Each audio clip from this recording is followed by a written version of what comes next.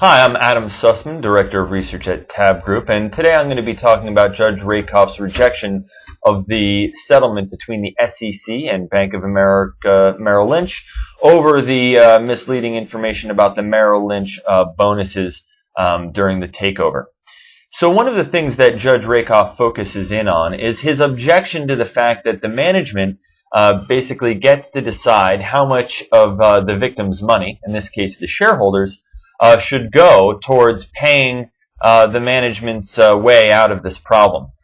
So the implication being that perhaps there needs to be a different mechanism to fund fines for shareholder fraud.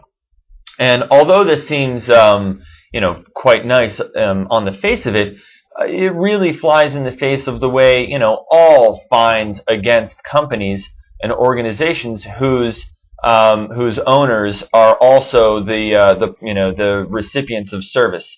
The way that works. So, for example, let's say you have some corruption at the judiciary level, and there's a civil lawsuit that's brought up for that. The funds to pay off the folks that were impacted by it will come from taxpayer funds. Those very same people. Very similar to the case in which shareholders have to pay a fine for a lawsuit against the company.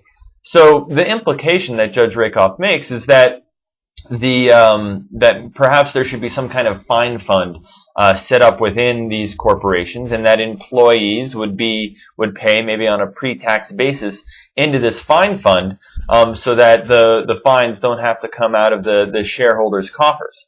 But the problem with that is that what if we applied that to all industries, including the government? So all of a sudden you'd have to have cops paying into a fine fund, judges paying into a fine fund, so that the taxpayers or shareholders are not set to foot the bill.